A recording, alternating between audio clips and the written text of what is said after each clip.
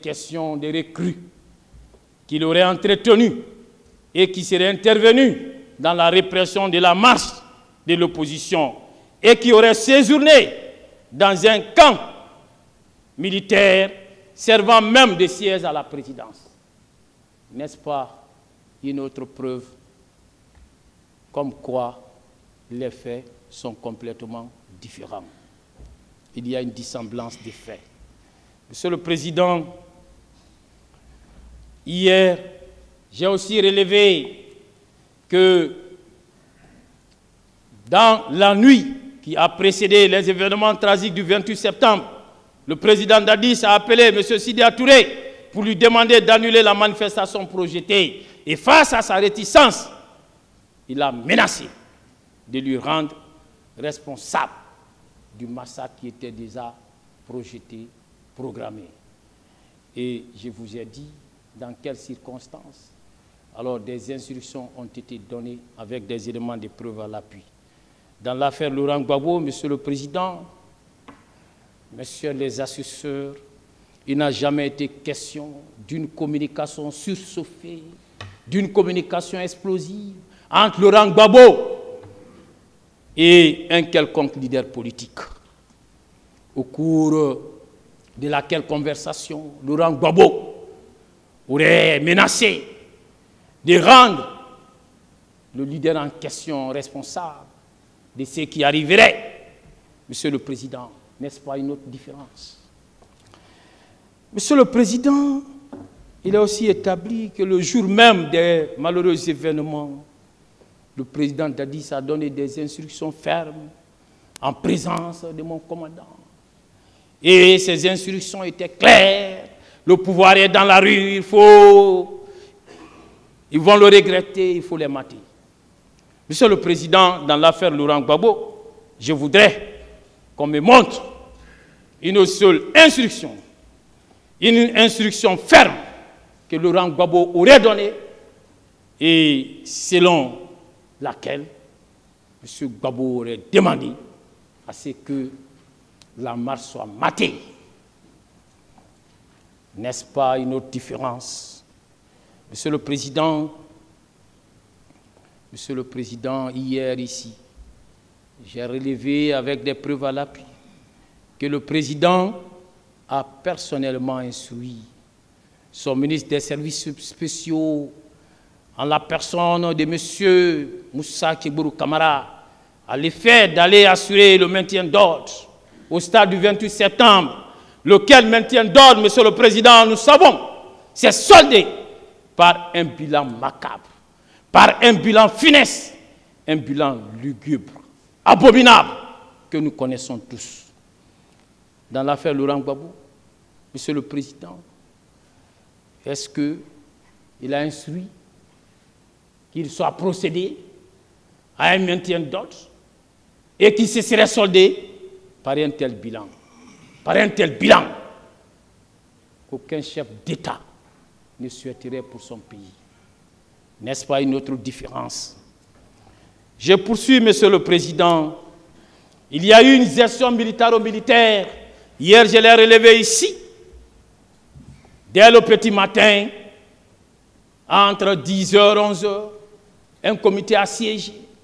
Un comité, Monsieur le Président, dont les membres étaient le chef d'état-major général, les chefs d'état-major particuliers de nos forces armées et le directeur national de la police. Ces corps habillés ont suivi de bout en bout le déroulement des événements malheureux. Monsieur le Président, est-ce que dans l'affaire Laurent Gbagbo, il a été question d'une gestion militaro-militaire de ces événements?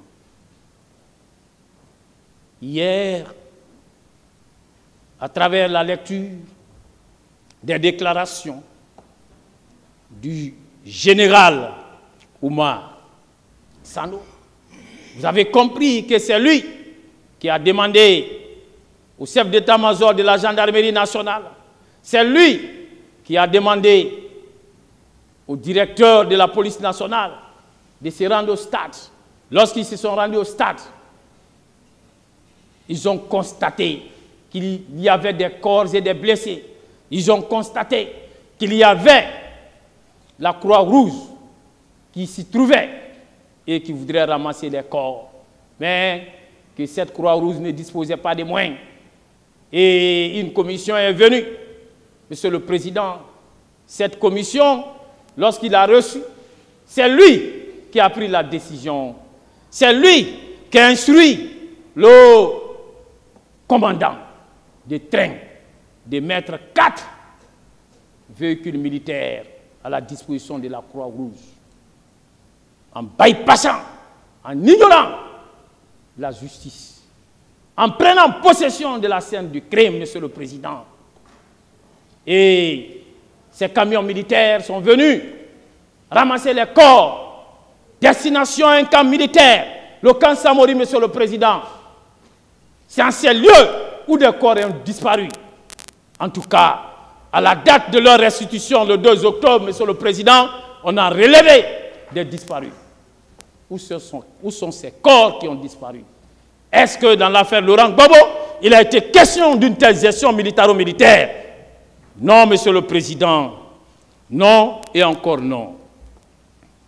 Vous comprendrez qu'il s'agit là, entre autres, des éléments particuliers caractérisant l'affaire du 28 septembre 2009 qui font qu'elle n'a rien de commun avec celle de Laurent Gbagbo.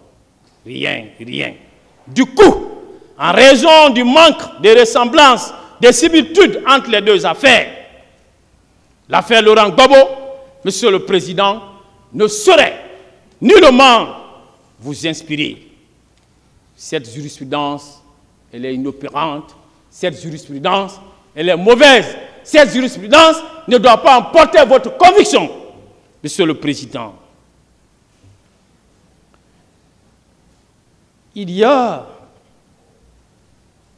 lieu d'écarter les deux jurisprudences, aussi bien celle invoquée par le ministère public que celle de Laurent Gbagbo.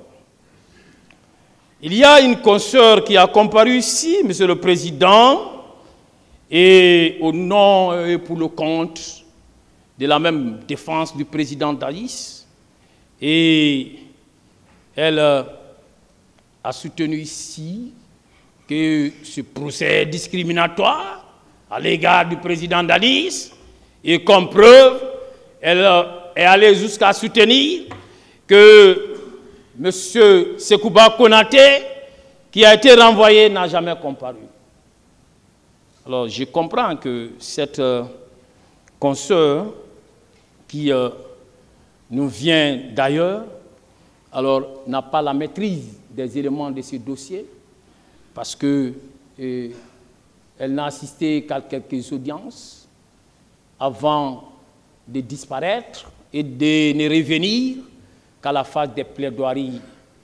Et elle est venue, nous l'avons suivi ici, elle est venue présenter sa plaidoirie dans quelles conditions? Monsieur le Président, elle oublie que dans le dossier de la procédure, et ça c'est indiscutable, il existe une ordonnance de non-informé qui a été entreprise.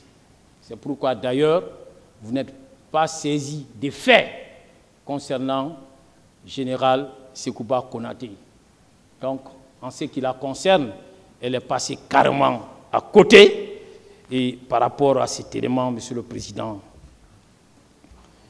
Alors, et vous avez suivi aussi un autre confrère talentueux et qui, faisant de la confusion une stratégie de défense, alors est allé jusqu'à parler de contradictions, en disant qu'il y existerait une contradiction entre le commandant du salon et mon commandant Abouaka Diakité Ditumba, que mon commandant a dit que le commandant du salon, alors, était présent pendant que Dadis donnait des instructions. Non, ce n'est pas ce qu'il a dit. mon commandant, mon cher commandant, a été clair. Les instructions ont été données dans la chambre du président. Et le commandant du salon n'était pas dans la chambre du président. Plutôt, il a dit ici que lorsqu'il est sorti, à son arrivée au salon, il a donné des instructions au commandant du salon de ne pas laisser le président Dadi sortir. Alors, c'est ça la restitution exacte des faits sans aucune dénaturation, Monsieur le Président.